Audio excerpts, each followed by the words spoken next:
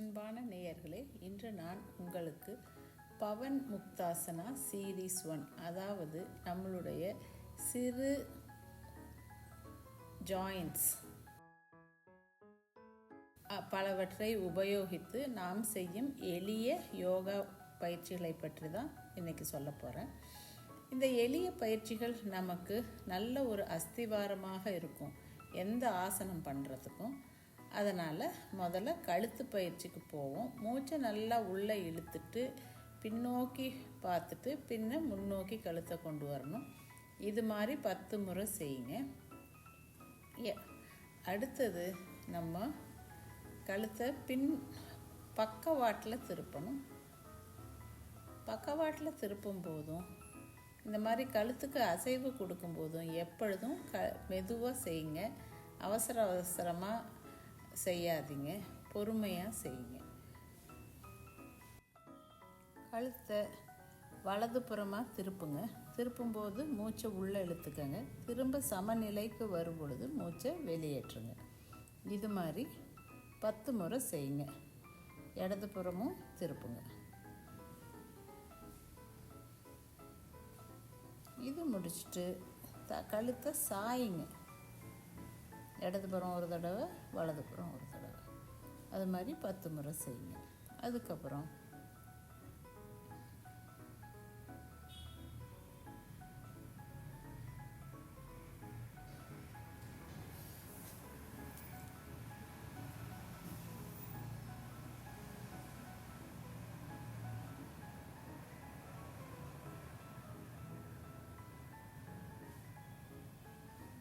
கழுத்தை சுற்றுங்க. தாடையை நெஞ்சில் வச்சுட்டு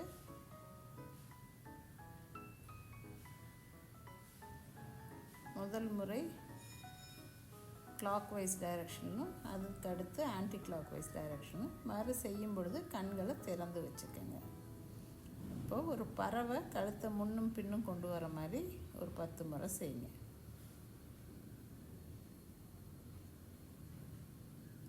இத்துடன் நமக்கு கழுத்து பயிற்சி முடிவு அடைகிறது.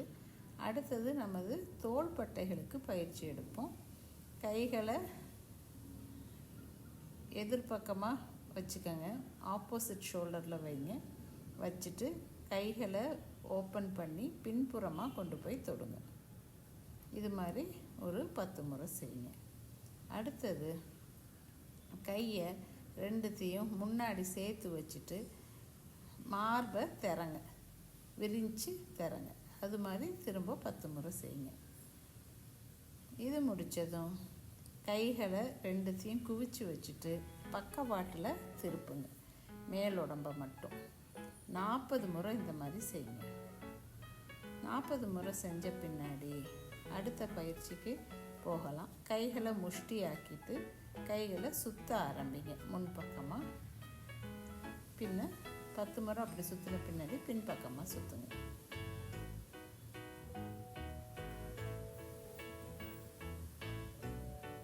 இப்போ தோள்பட்டையில் கையை வச்சுக்கிட்டு திரும்ப தோள்பட்டையை சுற்றுங்க. முன்புறமாக ஒரு 10 முறை, பின்புறமாக ஒரு 10 முறை. தோள்பட்டை பயிற்சி முடிந்து விட்டுறது. அடுத்தது நம்ம ஒரு கையை உடம்போடு ஒட்டி வச்சுட்டு அடுத்த கை, அதாவது வலது கையை முன்புறமாகவும் பின்புறமாகவும் 10 முறை சுற்றணும். இப்போ இடது கையை முன்புறமாகவும் பின்புறமாகவும் 10 முறை சுற்றணும். ஒரு கை மேலே, அதாவது வலது கை இடது கை மேலே வச்சுக்கிட்டு சிசர்ஸ் மாதிரி வச்சு பின்புறம் கொண்டு போய் தொடணும்.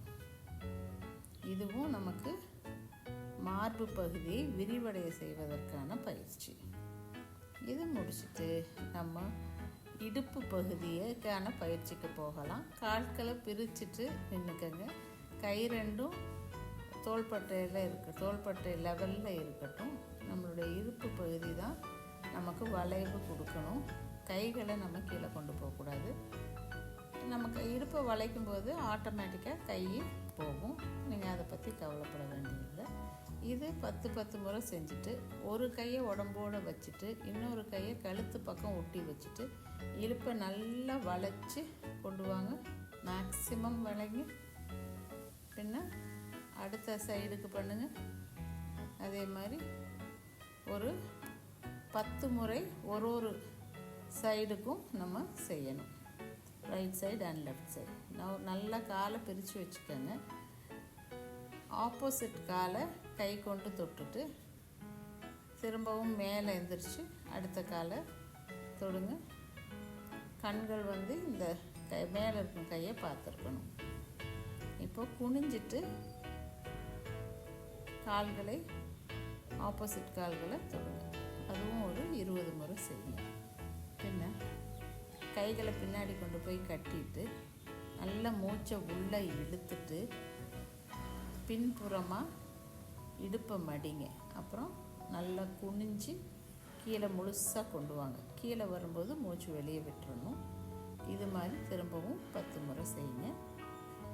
இது இடுப்புக்கான பயிற்சி. அடுத்த பயிற்சி இடுப்புக்கு பார்ப்போம்.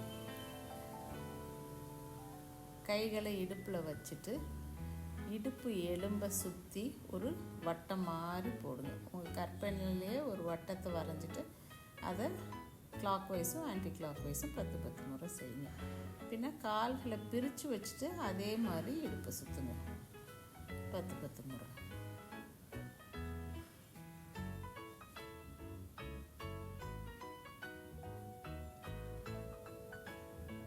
இது முடிஞ்சதும் நம்ம இடுப்பு ஓப்பனிங், அதாவது திறக்கிற பயிற்சியை செய்வோம். காலை தூக்கி மடித்து வெளிப்பக்கமாக கொண்டு வந்து திரும்ப உள்பக்கம் கொண்டு வரணும். இடது பக்கம் வலது பக்கம் 2 பக்கமும் செய்யணும். 10 முறை செய்யுங்க. இது முடித்த பின்னாடி நம்ம ஸ்குவாட்ஸ், அதாவது குத்து வச்சு உட்கார்றத செய்யலாம். குத்துக்கால் வச்சு உட்கார்ற பயிற்சியை. குத்துக்கால் பயிற்சி கால்களை 2 சேர்த்து வச்சுட்டு முதுகு தண்டை நேராக வச்சுட்டு உட்காரணும். கால்களை 2 சேர்த்து வச்சுட்டு முதுகு தண்டை நேராக வச்சுட்டு உட்காந்து எந்திரிக்கணும். 21 முறை செய்யலாம். 21 முறை செய்யும் பொழுது நம்மளுடைய முதுகு தண்டு வலுப்பெறும். நமக்கும் நல்ல சுறுசுறுப்பு கிடைக்கும். அடுத்தது கால்களை பிரித்து வச்சுட்டு அதே மாதிரி நம்ம குதிங்கால்களுக்கு வேலை கொடுப்போம். 10 முறை செய்யுங்க. இந்த பயிற்சி செய்யும் பொழுது எப்பொழுதுமே முதுகு தண்டு நேராக இருக்கணும். இது சுமோ ஸ்குவாட்டிங் சொல்லுவோம், இல்லாட்டி காடஸ் போஸ். அதாவது காலை நல்லா விரித்து வச்சுட்டு முட்டிக்காலை மடிச்சுட்டு கணுக்காலை தூக்கிட்டு நிற்கணும். இப்போ உட்காந்துட்டு பட்டர்ஃப்ளை போஸ்க்கு போங்க. அதாவது 2 பாதத்தையும் சேர்த்து வச்சுட்டு அதுக்கப்புறம் காலை மேலேயும் கீழேயுமா ஆட்டுங்க. ஒரு 40 முறை இது மாதிரி செய்யுங்க. இடுப்பு பகுதி இதனால் இலகுவாகும் இந்த பயிற்சியால். அதுக்கப்புறம் நம்ம மேல் தொடையோட தசையை இறுக்கி பிடிச்சி தளர்வாக விடணும். அது மாதிரி 40 முறை செய்யணும். இப்படி செய்யும் பொழுது நம்ம முட்டி வலுப்பெறும். அந்த சதையும் வலுப்பெறும், முட்டியும் வலுப்பெறும். அதை முடிச்சுக்கிட்டு முட்டிக்காலுக்கான பயிற்சி. வலது காலை மடிச்சுட்டு முட்டியை மடிச்சுட்டு காலை மேல் தூக்கி நேராக்கி கீழே இறக்கணும். அது மாதிரி 10 முறை செய்யுங்க. அதுக்கப்புறம் கால் வச்சு ஒரு பெரிய வட்டம் போடுங்க. கிளாக் வைஸ் ஒரு தடவை, ஆன்டி கிளாக் வைஸ் ஒரு தடவை. இது முடிச்சுட்டு இந்த காலை வச்சு ஆப்போசிட்டில் இருக்கிற முட்டியை போகணும் கால். பின்ன பாதத்தை எடுத்து 2 கையிலையும் பிடிச்சிட்டு குழந்தைக்கு தொட்டிலாட்டுற மாதிரி அந்த காலை பிடிச்சி ஆட்டுங்க 10 முறை. அது முடிஞ்ச பின்னாடி இந்த பாதத்தை எடுத்து குழந்தைக்கு தொட்டிலாட்டுற மாதிரி ஆட்டுற முறையை காட்டுறேன். அதுக்கப்புறம் அந்த பாதத்தை எடுத்து இடது தொடை மேலே வச்சுக்கிட்டு முட்டியை நம்ம தாவங்கொட்டைக்கு வர மாதிரி கொண்டு வந்துட்டு கீழே தள்ளணும். அது மாதிரி 10 முறை செய்யணும். இதுவும் நம்மளுடைய இடுப்பு ஜாயிண்ட் மூட்டு வலுப்படுறதுக்கும் இலகுவாகிறதுக்கும் தான். இப்போ நம்ம ஆங்கிள், அதாவது கால் மணிக்கட்டை ரெடி பண்ணுறோம். அது முடிச்சுட்டு வலது கால், இடது காலை முடிஞ்சது அப்போ வலது கால் அதே மாதிரி முட்டியை மடித்து நீட்டுறது, வட்டம் இடுறது, பின்ன காலை அந்த முட்டிக்கு பின்னாடி கொண்டு போயிட்டு முன்னாடி கொண்டு வர்றது, இந்த காலை 2 கை வச்சு பிடிச்சிட்டு தொட்டில் ஆட்டுற மாதிரி ஆட்டுறது. அது முடிஞ்ச பின்னாடி தொடை மேலே காலை வச்சுட்டு முட்டியை முகத்துக்கு கொண்டு போயிட்டு முட்டியை கீழே தள்ளுறது. எல்லாமே 10 முறை செய்யணும்.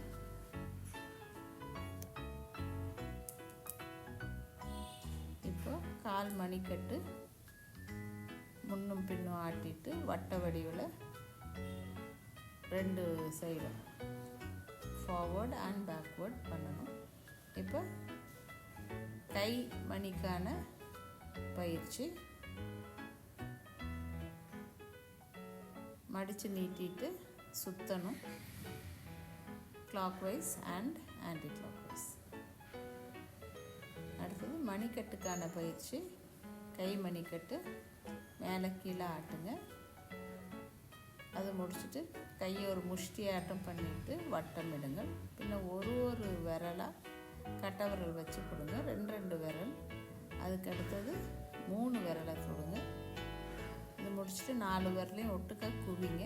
குவிஞ்ச பின்னாடி ஒரு கை மேலே இன்னொரு கை வைங்க. அதுக்கப்புறம் கையை சேர்த்துக்கங்க. முதல்ல வலது கட்டை விரல் மேலே இருக்கணும், 2வது தடவை சேர்க்கும்போது இடது கட்டை விரல் மேலே இருக்கணும்.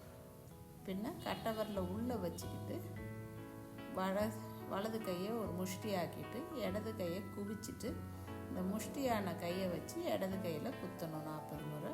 அதே மாதிரி வலது பக்கமும் செய்யணும். பின்ன கைகளை தட்டணும், மேல் பகுதியை 40 முறை தட்டுங்க. நீங்கள் தட்டும்போது நல்ல வலி வரணும், அப்போ தான் நீங்கள் சரியாக செய்கிறீங்கன்னு அர்த்தம். அதுக்கு பின்னாடி கைகளை 40 முறை தட்டுங்க. பின்ன கையுடைய ஆரம்ப பகுதியை மட்டும் தட்டுங்க, அதுவும் 40 முறை. சைடில் தட்டுங்க 40 முறை. கைகளை பிணைச்சிட்டு நல்லா தேய்ச்சி விடுங்க, மேலும் கீழும். கை நல்லா சூடாகிற வரைக்கும் தேய்ங்க. 1 நிமிஷத்துக்கு இந்த பயிற்சியை பண்ணுங்க. பின்ன வலது கையை முஷ்டி ஆக்கிட்டு இடது கையால் மணிக்கட்டை பிடிச்சிட்டு கையை சுற்றுங்க 20 முறை.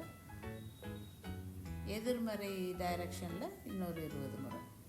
இன்னும் அடுத்த கை இடது கையை முஷ்டி ஆக்கிட்டு வலது கையை வச்சு பிடிச்சிட்டு கிளாக் வைஸ் 20 முறை, ஆன்டி கிளாக் வைஸ் 20 முறை சுற்றணும்.